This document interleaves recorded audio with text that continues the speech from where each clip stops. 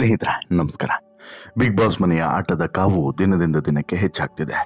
Big boss ಮನೆಯಲ್ಲಿರುವಂತಹ ಸ್ಪರ್ಧಿಗಳ ಮಾತಿನ ಮಟ್ಟ ಮತ್ತು ಅವರ ಆಟದ ಶೈಲಿ ಎಲ್ಲವೂ ಕೂಡ ಕಳಪೆ ಆಗ್ತಿದೆ. ಅಸಲಿಗೆ ಈ ವಾರದ ಕಳಪೆಯಾಗಿ ಗಿಲ್ಲಿ ನಟ ಜೈಲನ್ನ ಸೇರಿದರೆ ನಿಜವಾದಂಥ ಕಳಪೆಗಳು ಯಾರು ಅನ್ನುವಂಥದ್ರ ಬಗ್ಗೆ ಈಗ ವೀಕ್ಷಕರು ಪ್ರಶ್ನೆಯನ್ನ ಮಾಡ್ತಿದ್ದಾರೆ, ಚರ್ಚೆಗಳನ್ನು ಮಾಡ್ತಾ ಇದ್ದಾರೆ. ನಿಜವಾದಂಥ ವೀಕ್ಷಕರು ಗಿಲ್ಲಿ ಈಗ ಅಲ್ವೇ ಅಲ್ಲ ಕಳಪೆ ಅಂತೇಳಿ ಹೇಳ್ತಿದ್ದಾರೆ.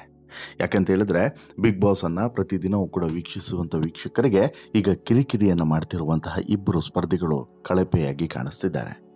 ಬಿಗ್ ಬಾಸ್ ಮನೆಯ ಒಂದು ದಿನದ ಕಳಪೆಗಿಂತನೂ ಕೂಡ ಬಿಗ್ ಬಾಸ್ ಮನೆಯಲ್ಲಿ ಪ್ರತಿದಿನವೂ ಕೂಡ ಕಳಪೆ ಮಾತಿನ ಮೂಲಕ ಕಳಪೆ ಆಗ್ತಿರುವಂಥ ಆ ಇಬ್ಬರು ಯಾರು ಅಂತೇಳಿ ಕೇಳಿದ್ರೆ ಅದೇ ಒಂದು ಧ್ರುವಂತ್ ಮತ್ತೊಂದು ರಿಷಾ ಗೌಡ. ಹೌದು, ಏನೇ ಕುತಂತ್ರವನ್ನು ಮಾಡಿದ್ರು, ಏನೇ ಷಡ್ಯಂತ್ರವನ್ನು ಮಾಡಿದ್ರು, ಏನೇ ಶಕುನಿ ತಂತ್ರವನ್ನು ಮಾಡಿದ್ರು ಕೂಡ ಈ ಅಶ್ವಿನಿ ಗೌಡ ಮಾತಿನ ಮೇಲೆ ಒಂದು ತೂಕ ಇರ್ತದೆ. ಆಕೆ ತೆಗೆದುಕೊಳ್ಳುವಂಥ ಸ್ಟ್ಯಾಂಡ್ಗಳು ಕೆಲವೊಮ್ಮೆ ಸರಿಯಾಗಿರ್ತದೆ. ಆದರೆ ಏನೂ ಇಲ್ಲದಂತಹ ಒಂದಿಬ್ಬರು ಇದ್ದಾರಲ್ಲ, ಅದೇ ಈ ಧ್ರುವಂತ್ ಮತ್ತು ಈ ರಿಷಿ ಗೌಡ. ಇವರಿಬ್ಬರು ಮಾತನಾಡುವಂಥ ಮಾತಿಗೆ ಏಕೂ ಇಲ್ಲ ಪೂಕೂ ಇಲ್ಲ ಅನ್ನೋ ರೀತಿಯಲ್ಲಾಗಿದೆ. ಅಂದರೆ ಅರ್ಥನೇ ಇರೋದಿಲ್ಲ. ಒಟ್ರಾಶಿ ಇನ್ನೊಬ್ಬರ ಬಗ್ಗೆ ಹೀಲಾಯವಾಗಿ ಮತ್ತು ನಿಕೃಷ್ಟವಾಗಿ ಮತ್ತು ಅವರ ವ್ಯಕ್ತಿತ್ವಕ್ಕೆ ಕಳಂಕ ತರುವ ರೀತಿಯಲ್ಲಿ ಮಾತನಾಡ್ತಾ ಇರುವಂತಹ ಈ ಧ್ರುವಂತ್ ಮತ್ತು ಈ ರಿಷಾ ಗೌಡಗೆ ನಿಜವಾದಂಥ ಚಾಟಿ ಬೀಸುವಂಥ ಅವಶ್ಯಕತೆ ಇವತ್ತು ಇದೆ. ಅಸಲಿಗೆ ಈ ಮನೆಯ ಕಳಪೆ ಇವರಿಬ್ಬರೇ. ಯಾಕೆ ಹೇಳ್ತಾ ಹೋಗ್ತೀನಿ. ಅದಕ್ಕಿಂತ ಮುಂಚೆ ನೀವಿನ್ನೂ ಕೂಡ ನಮ್ಮ ಚಾನಲನ್ನು ಸಬ್ಸ್ಕ್ರೈಬ್ ಮಾಡಿಲ್ಲ ಅಂದರೆ ದಯವಿಟ್ಟು ಕೂಡಲೇ ಸಬ್ಸ್ಕ್ರೈಬ್ ಮಾಡಿ ಸ್ನೇಹಿತರೆ. ನೋಡಿ, ಬಿಗ್ ಬಾಸ್ ಮನೆಗೆ ಎಷ್ಟೋ ಜನ ಸ್ಪರ್ಧಿಗಳು ಬರ್ತಾರೆ ಹೋಗ್ತಾರೆ. ಆದರೆ ಅಲ್ಲಿ ಇದ್ದಂಥ ಸಂದರ್ಭದಲ್ಲಿ ತಮ್ಮ ವ್ಯಕ್ತಿತ್ವವನ್ನು ಕಾಪಾಡಿಕೊಳ್ಳೋದು ಅತಿ ಮುಖ್ಯ ಆಗಿರುತ್ತದೆ. ಇಲ್ಲೂ ಕೂಡ ಹಾಗೆ ಬಿಗ್ ಬಾಸ್ ಮನೆಯಲ್ಲಿ ಈಗ ಇರುವಂಥ ಅಷ್ಟೋ ಜನ ಸ್ಪರ್ಧಿಗಳಲ್ಲಿ ಅಥವಾ ಬಿಗ್ ಬಾಸ್ ಮನೆಗೆ ಈ ಬಾರಿ ಬಂದಂಥ ಅಷ್ಟೋ ಜನ ಸ್ಪರ್ಧಿಗಳಲ್ಲಿ ಸಿಕ್ಕಾಬಟ್ಟೆ ಟ್ರೋಲ್ಗೆ ಮತ್ತು ಸಿಕ್ಕಾಬಟ್ಟೆ ಒಂದು ರೀತಿಯಲ್ಲಿ ಅಟ್ಯಾಕಿಗೆ ಒಳಗಾದಂಥ ಸ್ಪರ್ಧಿಗಳು ಯಾರು ಅಂತೇಳಿ ಕೇಳಿದ್ರೆ ಒಂದು ಅಶ್ವಿನಿ ಗೌಡ ಮತ್ತು ಜಾಹ್ನವಿ. ಆರಂಭದಲ್ಲಿ ಅವರಿಬ್ಬರು ಸರಿ ಹೋಗ್ತಾ ಇದ್ದಾರೆ ಮತ್ತು ಅಶ್ವಿನಿ ಗೌಡನ ಬಿಟ್ಟರೆ ಜಾಹ್ನವಿ ಸ್ವಲ್ಪ ಬದಲಾಗ್ತಾರೆ ಅನ್ನೋ ಹಾಗೆ ಅವರ ಗುಂಪು ಛಿದ್ರವಾಯಿತು. ಆ ಸಂದರ್ಭದಲ್ಲಿ ಅಶ್ವಿನಿ ಗೌಡ ಗುಂಪಿಗೆ ಬಂದಂತಹ ಇಬ್ಬರು ಸದಸ್ಯರು ಯಾರು ಅಂತೇಳಿ ಕೇಳಿದ್ರೆ ಒಂದು ರಾಶಿಕಾ ಮತ್ತೊಂದು ಈ ರಿಷಾ. ಇವರಿಬ್ಬರು ಯಾವಾಗ ಈ ಗುಂಪಿಗೆ ಬಂದರೋ ಇವರಿಬ್ಬರ ಈ ಚರ್ಚೆಗಳು ಕೂಡ ಬದಲಾಗ್ತಾ ಹೋಯಿತು. ರಾಶಿಕಾಗಿಂತನೂ ಕೂಡ ಈ ರಿಷಾ ಗೌಡ ಅವರ ಮಾತುಗಳು ಅತ್ಯಂತ ಹೀನಾಯ ಅನ್ನಿಸ್ತಾ ಹೋಯಿತು. ಇವತ್ತಿಗೆ ರಿಷಾ ಗೌಡ ಮಾತುಗಳು ಸಿಕ್ಕಾಬಟ್ಟೆ ಇರಿಟೇಷನ್ ಆಗಿದೆ. ಎಲ್ಲಿವರೆಗೆ ಅಂತ ಹೇಳಿದ್ರೆ ಆಕೆಯ ಮಾತುಗಳನ್ನು ಟೆಲಿಕಾಸ್ಟ್ ಮಾಡ್ತಾ ಇದ್ರೆ ಟಿವಿಯನ್ನೇ ಬಂದ್ ಮಾಡೋಣ ಅಥವಾ ಚಾನಲನ್ನೇ ಬದಲಾಯಿಸಿ ಬಿಡೋಣ ಅನ್ನೋಷ್ಟ್ರ ಮಟ್ಟಿಗೆ ಸಿಟ್ಟು ಬರ್ತಾ ಇದೆ. ಇದು ವೀಕ್ಷಕರ ಅಭಿಪ್ರಾಯ ಸ್ನೇಹಿತರೆ. ಕಾರಣ ಏನಂತ ಹೇಳಿದ್ರೆ ಗಿಲ್ಲಿಯನ್ನು ಟೀಕಿಸುವಂಥ ಬರದಲ್ಲಿ ಈಗ ಕಳೆದ 3-4 ದಿನಗಳಲ್ಲಿ ನೀವು ಗಮನಿಸಿರ್ಬೋದು, ಗಿಲ್ಲಿಯನ್ನು ಟೀಕಿಸುವಂಥ ಬರದಲ್ಲಿ ಆಕೆ ಬಳಸ್ತಿರುವಂಥ ಪದಗಳಾಗಿರ್ಬೋದು, ಆಕೆ ವರ್ತನೆ ಮಾಡ್ತಿರುವಂಥ ರೀತಿಗಳಾಗಿರ್ಬೋದು ಮತ್ತು ತಾನು ಮಾಡಿದ್ದೇ ಸರಿ ಎನ್ನುವಂತಹ ರೀತಿಯಾದಂಥ ಮನಸ್ಥಿತಿ ಆಗಿರ್ಬೋದು, ಇದು ಆಕೆಯ ವ್ಯಕ್ತಿತ್ವವನ್ನು ಎತ್ತಿ ತೋರಿಸ್ತಿದೆ. ಅಷ್ಟು ಮಾತ್ರವಲ್ಲ, ಆಕೆ ನಿರಂತರವಾಗಿ ಗಿಲ್ಲಿಯನ್ನು ಅಟ್ಯಾಕ್ ಮಾಡುವಂಥ ಸಂದರ್ಭದಲ್ಲಿ ಬೇರೆ ಬೇರೆ ಹೆಸರುಗಳನ್ನು ಕೂಡ ಪ್ರಸ್ತಾಪ ಮಾಡಿರುವಂಥದ್ದು ಕೂಡ ಆಕೆಯ ವ್ಯಕ್ತಿತ್ವ ಎಂಥದ್ದು ಅನ್ನೋದನ್ನು ಎತ್ತಿ ತೋರಿಸ್ತಿದೆ. ಈಕೆಯ ಪ್ರತಿಯೊಂದು ಮಾತಿಗೆ ಗಿಲ್ಲಿಯೂ ಕೂಡ ಕೌಂಟರನ್ನು ಕೊಡ್ತಿದ್ದಾನೆ. ಅವನು ಕೂಡ ಏನು ಸುಮ್ಮನೆ ಕೂತಿಲ್ಲ. ಹಾಗಂದ ಮಾತ್ರಕ್ಕೆ ಈಕೆ ಮಾತನಾಡ್ತಿರುವಂಥ ಮಾತುಗಳು ಸಹಿಸುವಂಥ ಮಾತುಗಳಲ್ಲ, ಅತ್ಯಂತ ನಿಕೃಷ್ಟವಾದಂಥ ಮಾತುಗಳು. ಇನ್ಫ್ಯಾಕ್ಟು ಈ ವಾರದ ಆರಂಭದಲ್ಲಿ ಇದೇ ರಿಷಾ ಗೌಡ ಗಿಲ್ಲಿಯ ಮೇಲೆ ಹಲ್ಲೆಯನ್ನು ಮಾಡಿದ್ರು. ಬಿಗ್ ಬಾಸ್ ಮಾಡಿದಂಥ ತಪ್ಪೇನು ಅಂತ ಹೇಳಿದ್ರೆ ಅವತ್ತೇ ನಡಿಯಮ್ಮ ಆ ಕಡೆ ಅಂತ ಹೇಳಿಬಿಟ್ಟು ಮೇನ್ ಡೋರನ್ನು ಓಪನ್ ಮಾಡಿ ಹೊರಗಡೆ ಹಾಕಬೇಕಾಗಿತ್ತು. ಬಟ್ ಅವತ್ತು ಕೊಟ್ಟಂಥ ಒಂದೇ ಒಂದು ಅವಕಾಶ ಇವತ್ತು ಇಷ್ಟೆಲ್ಲ ರಾಧಾಂತಗಳಿಗೆ ಕಾರಣವಾಗ್ತಿದೆ ಅನ್ನೋದನ್ನು ಇಲ್ಲಿ ಅರ್ಥ ಮಾಡ್ಕೊಳ್ಳೇಬೇಕು. ಆಕೆಗೆ ಏನಾಗಿದೆ ಅಂತ ಹೇಳಿದ್ರೆ ತಾನು ಮಾಡಿದ್ದೆಲ್ಲವೂ ಕೂಡ ಸರಿ, ನಾನು ಮಾಡಿದ್ದೇ ಸರಿ ಎನ್ನುವಂತಹ ಮನಸ್ಥಿತಿಗೆ ಆಕೆ ಬಂದುಬಿಟ್ಟಿದ್ದಾಳೆ. ಬಿಗ್ ಬಾಸ್ ಮನೆಯ ಒಳಗಡೆ ಬಂದಂಥ ಸಂದರ್ಭದಲ್ಲಿ ಆಕೆ ಕೊಟ್ಟಂಥ ಬಿಲ್ಡಪ್, ಬಿಗ್ ಬಾಸ್ ಮನೆಯ ಒಳಗಡೆ ಬಂದಂತಹ ಆರಂಭದಲ್ಲಿ ಆಕೆ ಮಾಡಿದಂಥ ಚೆಲ್ಲಾಟಗಳು, ಆಕೆ ಇದೇ ಗಿಲ್ಲಿ ಚಂದ್ರಪ್ರಭಾ ಜೊತೆಗೆ ಆಡಿದಂಥ ನಾಟಕಗಳು, ಇವೆಲ್ಲದೂ ಕೂಡ ಯಾರೂ ಕೂಡ ಮರೆತಿಲ್ಲ ಅಂತೇನಲ್ಲ, ಎಲ್ರಿಗೂ ಕೂಡ ನೆನಪಿದೆ. ಆದರೆ ಈಕೆಗೆ ಬಹುಶಃ ಅದೆಲ್ಲವೂ ಕೂಡ ಮರೆತಿದೆ. ಅದರ ಜೊತೆಗೆ ಬಿಗ್ ಬಾಸ್ ಮನೆಗೆ ಬಂದಂಥ ಆರಂಭದಲ್ಲಿ ಈಕೆ ಇದ್ದಂಥ ರೀತಿಗೂ ಈಗ ಇರುವಂಥ ರೀತಿಗೂ ಅಜಗಜಾಂತರ ವ್ಯತ್ಯಾಸ ಇದೆ. ಕಾರಣ ಏನು ಅಂತ ಹೇಳಿದ್ರೆ ಈಗ ಅನುಭವಸ್ಥೆ ಆಗಿರುವಂಥ ಕಾರಣಕ್ಕೋಸ್ಕರ ಇರಬಹುದು. ಹಾಗೆಯೇ ಗಿಲ್ಲಿಯನ್ನೇ ಟಾರ್ಗೆಟ್ ಮಾಡ್ತಿರೋದಕ್ಕೆ ಯಾಕೆ ಅನ್ನುವಂಥ ಪ್ರಶ್ನೆಯೂ ಕೂಡ ಕೇಳಿದ್ರೆ ಅಲ್ಲಿ ಅವಳು ಏನು ಹೇಳ್ತಾಳಲ್ವಾ, ಅವಳು ಧ್ರುವಂತು ಅಶ್ವಿನಿ ಎಲ್ಲರೂ ಕೂಡ ಸುದ್ದಿ ಎಲ್ಲರದು ಕೂಡ ಒಂದೇ, ಗಿಲ್ಲಿ ಫುಟೇಜನ್ನು ತಿನ್ನಲಿಕ್ಕೆ ಈ ರೀತಿ ಮಾಡ್ತೇನೆ ಅಂತೇಳಿ. ದೇವರೇ ಇಲ್ಲ, ಗಿಲ್ಲಿ ಫುಟೇಜನ್ನು ತಿನ್ನಲಿಕ್ಕೆ ಈ ರೀತಿ ಮಾಡ್ತಿಲ್ಲ. ಗಿಲ್ಲಿಗೆ ಸುದ್ದಿಗೆ ಹೋದರೆ ಅದು ಫುಟೇಜ್ ಆಗುತ್ತೆ ಅನ್ನುವಂಥದ್ದು ಇವರೆಲ್ಲರಿಗೂ ಕೂಡ ಅರಿವಿದೆ. ಆ ಕಾರಣಕ್ಕೋಸ್ಕರ ಗಿಲ್ಲಿಯನ್ನು ಟಾರ್ಗೆಟ್ ಮಾಡ್ತಿದ್ದಾರೆ ಅನ್ನೋದನ್ನು ಕೂಡ ನಾವಿಲ್ಲಿ ಅರ್ಥ ಮಾಡ್ಕೊಬೇಕು. ಆದರೆ ಗಿಲ್ಲಿದು ಕೂಡ ಎಲ್ಲದೂ ಕೂಡ ಸರಿಯಲ್ಲ ಅನ್ನೋದಕ್ಕೆ ಸಾಕ್ಷಿಯಾಗಿ ಮತ್ತೊಂದು ವಿಡಿಯೋವನ್ನು ನಿಮ್ಮ ಮುಂದೆ ಇಡ್ತಿದ್ದೇನೆ. ಆ ವಿಡಿಯೋದ ಲಿಂಕನ್ನು ಕೂಡ ಡಿಸ್ಕ್ರಿಪ್ಷನ್ಸಲ್ಲಿ ಹಾಕಿರ್ತೀನಿ, ಒಂದು ಸಲ ನೋಡಿಬಿಡಿ.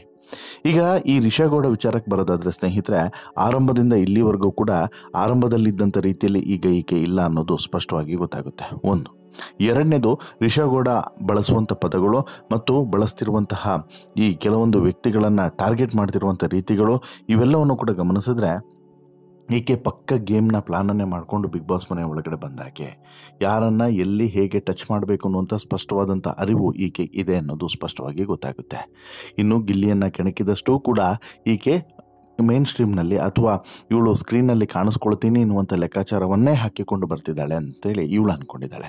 ಬಟ್ ಆದರೆ ಈಕೆ ಸ್ಕ್ರೀನಲ್ಲಿ ಕಂಡ್ರೆ ಸಾಕು ಎಲ್ರಿಗೂ ಕೂಡ ಇರಿಟೇಷನ್ ಆಗ್ತಿದೆ, ಚಾನಲನ್ನು ಬದಲಾಯಿಸ್ಬಿಡೋಣ ಅನ್ನುವಂಥ ರೀತಿಯಲ್ಲಿ ಎಲ್ಲರೂ ಕೂಡ ಆಲೋಚನೆಯನ್ನು ಮಾಡ್ತಿದ್ದಾರೆ ಅನ್ನುವಂತಹ ಕನಿಷ್ಠ ಕಾಮನ್ ಸೆನ್ಸ್ ಕೂಡ ಈಕೆಗೆ ಇನ್ನೂ ಕೂಡ ಬಂದಿಲ್ಲ.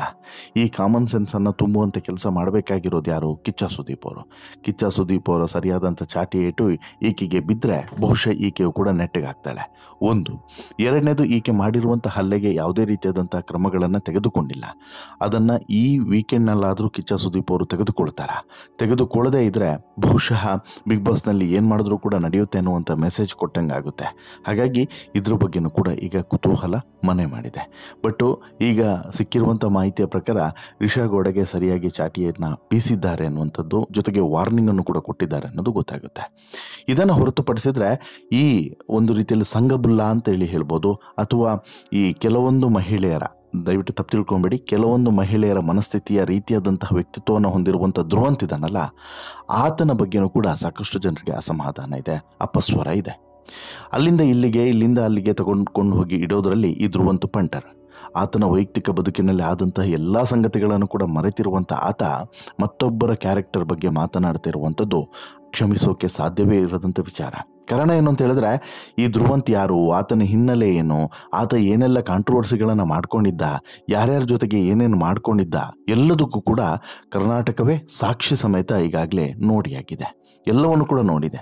ಹಾಗಿದ್ರೂ ಕೂಡ ಸತ್ಯವನ್ ಸಾವಿತ್ರಪ್ಪನ ರೀತಿ ಪೋಸನ್ನು ಕೊಡ್ತಿರುವಂಥ ಈ ಧ್ರುವಂತು ಆಡ್ತಿರುವಂಥ ಮಾತುಗಳು ಮತ್ತು ನಡೆದುಕೊಳ್ತಿರುವಂಥ ರೀತಿಯನ್ನು ನೋಡಿದ್ರೆ ಅಸಹ್ಯ ಮೂಡುತ್ತೆ ಕಣ್ರಿ. ಏನಪ್ಪ ನಿಂದು ನವರಂಗ ಲೀಲೆ ಆಟಗಳು ಅಂತ ಹೇಳ್ಬಿಟ್ಟು ಅನ್ಸುತ್ತೆ. ಯಾಕಂತ ಹೇಳಿದ್ರೆ ಈ ನವರಂಗಿ ಎಂತಹ ಡೌವನ್ನು ಮಾಡ್ತಿದ್ದಾನೆ ಬಿಗ್ ಬಾಸ್ ಮನೆ ಒಳಗಡೆ ಅಂತ ಹೇಳಿದ್ರೆ, ಗಿಲ್ಲಿ ನಟ ಮತ್ತು ಕಾವ್ಯಗೆ ಸಂಬಂಧವನ್ನು ಕಲ್ಪಿಸುವಂಥ ಕೆಲಸವನ್ನು ಮಾಡ್ತಿದ್ದಾನೆ. ಇದು ಅಕ್ಷಮ್ಯ ಅಪರಾಧ. ಈಗಾಗಲೇ ಈತ ರಕ್ಷಿತಾ ಬಗ್ಗೆ ಒಂದಷ್ಟು ವಿಚಾರಗಳನ್ನು ಅಲ್ಲಿ ಇಲ್ಲಿ ಹೋಗಿ ಮಾತನಾಡಿದ್ದ. ಅಲ್ಲೂ ಕೂಡ ರಕ್ಷಿತಾಗೆ ಬೆನ್ನಿಗೆ ಚೂರಿ ಕೆಲಸ ಹಾಕುವಂಥ ಕೆಲಸವನ್ನು ಮಾಡಿದ್ದ. ಯಾಕಂತ ಹೇಳಿದ್ರೆ ಎದುರುಗಡೆ ರಕ್ಷಿತಾಗೆ ಅಣ್ಣನ ಸ್ಥಾನದಲ್ಲಿ ನಿಂತು ಹಿಂದ್ಗಡೆ ಹೋಗಿ ಬೆನ್ನಿಗೆ ಚೂರಿ ಹಾಕುವಂಥ ಕೆಲಸವನ್ನು ಇದೇ ಧ್ರುವಂತ್ ಮಾಡಿದ್ದ. ಇದಾದ ಬಳಿಕ ಬೇರೆಯವರ ಬಗ್ಗೆನೂ ಕೂಡ ಹೋಗಿ ಮಾತನಾಡಿದ್ದ. ಬೇರೆಯವರ ವಿಚಾರದಲ್ಲೂ ಕೂಡ, ಸೂರಜ್ ಅವರ ವಿಚಾರದಲ್ಲಿರ್ಬೋದು, ರಾಶಿಕ್ ಅವರ ವಿಚಾರದಲ್ಲೂ ಹೋಗಿ ಮಾತನಾಡಿದ್ದ. ಈಗ ಇದೇ ಗಿಲ್ಲಿ ನಟನ ವಿಚಾರಕ್ಕೆ ಬಂದಿರುವಂಥ ಈ ಧ್ರುವಂತು ಎಲ್ಲಿವರೆಗೆ ಬಂದಿದ್ದಾನೆ ಅಂತ ಹೇಳಿದ್ರೆ, ಕಾವ್ಯ ಮತ್ತು ಗಿಲ್ಲಿ ನಡುವೆ ಒಂದು ಸಂಬಂಧವನ್ನು ಸೃಷ್ಟಿಸುವಂಥ ವಿಚಾರವನ್ನು ಹೇಳ್ಕೊಂಡಿದ್ದಾನೆ. ನಿಮ್ಮ ಕಾವ್ಯ, ಗಿಲ್ಲಿಯ ಕಾವ್ಯ ಅನ್ನುವಂಥ ಪದವನ್ನು ಬಳಸಿ ದೊಡ್ಡದೊಂದು ತಪ್ಪನ್ನು ಮಾಡಿದ್ದಾನೆ. ಹೀಗಾಗಿ ನಿಜವಾದಂಥ ಕಳಪೆ ಯಾರು ಅಂತೇಳಿ ಕೇಳಿದ್ರೆ ಅದು ಧ್ರುವಂತ್ ಅಂತೇಳಿ ಹೇಳ್ಬೋದು. ಕಾರಣ ಏನು ಅಂತ ಹೇಳಿದ್ರೆ, ಇಲ್ಲಿ ಧ್ರುವಂತ್ ಕೊಟ್ಟಿರುವಂಥ ಕಾರಣವನ್ನು ಯಾರು ಕೂಡ ಒಪ್ಪಕ್ಕೆ ಸಾಧ್ಯವಿಲ್ಲ. ಕಾವ್ಯ ಇದನ್ನೇ ಹೇಳಿದ್ದಾರೆ, ನೋಡಿ ನೀವು ಹೇಳೋದಾದರೆ ಗಿಲ್ಲಿ ವಿಚಾರವನ್ನು ಹೇಳಿ, ಅದನ್ನು ಬಿಟ್ಟು ಅಲ್ಲಿ ನನ್ನನ್ನು ಎಳೆದು ತರೋದು ತಪ್ಪು. ಅಫ್ಕೋರ್ಸ್ ತಪ್ಪೇ, ಅದರಲ್ಲೇನು ಎರಡನೇ ಮಾತೇ ಇಲ್ಲ. ಇದನ್ನು ಕಿಚ್ಚ ಸುದೀಪು ಧ್ರುವಂತಿಗೆ ಅರ್ಥ ಮಾಡಿಸ್ಲೇಬೇಕು. ಯಾಕಂತ ಹೇಳಿದ್ರೆ ಪ್ರತಿಯೊಬ್ಬರ ಕ್ಯಾರೆಕ್ಟರ್ಗೂ ಕೂಡ ಬೆಲೆ ಇರ್ತದೆ. ಆ ಕ್ಯಾರೆಕ್ಟರನ್ನು ಹಾಳು ಮಾಡುವಂಥ ಕೆಲಸವನ್ನು ಯಾರೂ ಕೂಡ ಮಾಡಬಾರ್ದು. ಆದರೆ ಇಲ್ಲಿ ಧ್ರುವಂತು ಒಬ್ಬರಾದ್ಮೇಲೆ ಒಬ್ಬರು ಕ್ಯಾರೆಕ್ಟರನ್ನು ಹಾಳು ಮಾಡ್ತಾ ಬರ್ತಾ ಇದ್ದಾನೆ. ಅವರವರ ಜೊತೆಗೆ ಇವರವರ ಸಂಬಂಧವನ್ನು ಬೆಳೆಸುವಂತಹ ಕೆಲಸವನ್ನು ಮಾಡ್ತೇನೆ.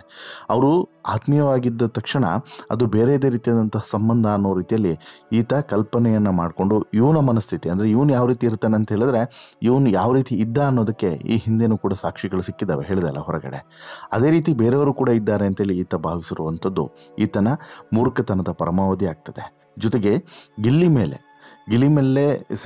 ಕೂಗಾಡಲಿ, ಏನೇ ಕಿರಿಚಲಿ, ಏನೇ ಮಾಡಲಿ, ಅಟ್ಯಾಕ್ ಮಾಡಲಿ, ಇನ್ನೊಂದು ಮಾಡಲಿ, ಮತ್ತೊಂದು ಮಾಡಲಿ, ಆದರೆ ಈತ ವೈಯಕ್ತಿಕವಾಗಿ ಯಾರ ಮೇಲೂ ಕೂಡ ಅಲ್ಲಿ ವಾಗ್ದಾಳಿಗಳನ್ನು ನಡೆಸಬಾರ್ದು. ವ್ಯಕ್ತಿತ್ವವನ್ನು ಯಾರ್ದು ಕೂಡ ಹರಣ ಮಾಡಬಾರ್ದು. ಅವರವರ ವ್ಯಕ್ತಿತ್ವಕ್ಕೆ ಅವರದೇ ಆದಂಥ ಬೆಲೆ ಇರ್ತದೆ. ಹಾಗೆ ನೋಡಿದ್ರೆ ಧ್ರುವಂತು ಬೇಕಂತಲೇ ಗಿಲ್ಲಿ ಜೊತೆಗೆ ಕಿತ್ತಾಡ್ತಿದ್ದಾನೆ ಅನ್ನೋದು ಕೂಡ ಸ್ಪಷ್ಟವಾಗಿ ಅರ್ಥ ಆಗ್ತಿದೆ. ಯಾಕಂತ ಹೇಳಿದ್ರೆ ಧ್ರುವಂತಿಗೆ ಫೋಕಸ್ ಆಗಬೇಕು, ಕ್ಯಾಮ್ರಾ ಆತನ ಬಗ್ಗೆ ಫೋಕಸ್ ಆಗಬೇಕು. ಸೇಮ್ ರಿಷಾ ಮತ್ತು ಧ್ರುವಂತದ ಲೆಕ್ಕಾಚಾರ ಸೇಮ್. ಕಿರುಚಾಡಿ ಕೂಗಾಡಿ ಏನೇ ಮಾಡಿದ್ರೂ ಕೂಡ ಎಂಡ್ ಆಫ್ ದಿ ಡೇಗೆ ಏನಾಗುತ್ತೆ, ಇಲ್ಲಿಗೆ ಫೋಕಸ್ ಆಗುತ್ತೆ, ಕ್ಯಾಮ್ರಾ ಇವರನ್ನು ಫೋಕಸ್ ಮಾಡುತ್ತೆ. ಇದೇ ಕಾರಣಕ್ಕೆ ಇಲ್ಲಿ ಧ್ರುವಂತ್ ಕಿರುಚಾಟವನ್ನು ಮಾಡ್ತಿದ್ದಾನೆ. ಕಳೆದ 2-3 ದಿನಗಳಿಂದ ಗಮನಿಸಿದ್ರೆ ಸೂಕ್ಷ್ಮವಾಗಿ ಧ್ರುವಂತ್ ಈ ಹಿಂದೆ ಇದ್ದಂಥ ಧ್ರುವಂತ್ ಅಲ್ವೇ ಅಲ್ಲ. ಆತ ಪಕ್ಕ ಪ್ಲಾನ್ಡ್ ಆಗಿ ಮುನ್ನುಗ್ತಾ ಇದ್ದಾನೆ ಈಗ. ಅಂದರೆ ಆತನ ಇಂಟೆನ್ಷನ್ ಏನು ಅಂತ ಹೇಳಿದ್ರೆ, ಬಿಗ್ ಬಾಸ್ ಮನೇಲಿ ನಾನಿದ್ದೀನಿ, ಬಿಗ್ ಬಾಸ್ ಮನೆಯಲ್ಲಿ ನನ್ನನ್ನು ಹೆಚ್ಚು ಫೋಕಸ್ ಮಾಡಬೇಕು, ಫುಟೇಜ್ಗಳು ಬರೋದಕ್ಕೆ ಎಲ್ಲೆಲ್ಲಿ ಸಹಕಾರಿ ಆಗುತ್ತೋ ಅಲ್ಲೆಲ್ಲವೂ ಕೂಡ ನಾನು ಎಳಿಬೇಕು ಅನ್ನುವಂಥ ಪ್ರಯತ್ನವನ್ನು ಆತ ಮಾಡ್ತಿದ್ದಾನೆ ಅನ್ನೋದು. ಬಟ್ ಬಿಗ್ ಬಾಸ್ನ ಟೀಮಿಗೆ, ಕಿಚ್ಚ ಸುದೀಪ್ ಅವ್ರಿಗೆ ಇವೆಲ್ಲವೂ ಕೂಡ ಅರ್ಥ ಆಗಲ್ಲ ಅಂತಲ್ಲ, ಎಲ್ಲದೂ ಕೂಡ ಅರ್ಥ ಆಗುತ್ತೆ. ಬಟ್ ಕಾದು ಹೊಡಿಬೇಕು ಅನ್ನುವಂಥ ಕಾರಣಕ್ಕೋಸ್ಕರ ಕಾಯ್ತಿದ್ದಾರೆ ಅಂತೇಳಿ. ಈ ಎಲ್ಲ ಕಾರಣಗಳಿಂದ ನನ್ನ ಪ್ರಕಾರ ಧ್ರುವಂತ್ ಮತ್ತು ರಿಷಾಗೌಡ ಬಿಗ್ ಬಾಸ್ ಮನೆಯ ನಿಜವಾದಂಥ ಕಳಪೆಗಳು ಅನ್ನೋದು ಸ್ಪಷ್ಟವಾಗಿ ಇಲ್ಲಿ ಅರ್ಥ ಆಗ್ತಿದೆ. ನಿಮಗೇನು ಅನಿಸುತ್ತೆ ಸ್ನೇಹಿತರೆ, ಇವರ ಈ ಕಳಪೆ ಮನಸ್ಥಿತಿಯ ಬಗ್ಗೆ ನಿಮ್ಮ ಅಭಿಪ್ರಾಯನ ದಯವಿಟ್ಟು ನಿಮ್ಮ ಅಭಿಪ್ರಾಯನ ಕಮೆಂಟ್ ಮಾಡಿ ತಿಳಿಸಿ. ಜೊತೆಗೆ ಈ ಸ್ಟೋರಿ ಇಷ್ಟ ಆಯಿತು ಅಂತ ಹೇಳಿದ್ರೆ ಲೈಕ್ ಮಾಡಿ, ಶೇರ್ ಮಾಡಿ, ಚಾನಲ್ಗೆ ಸಬ್ಸ್ಕ್ರೈಬ್ ಆಗೋದನ್ನು ಮರಿಬೇಡಿ. ಧನ್ಯವಾದ.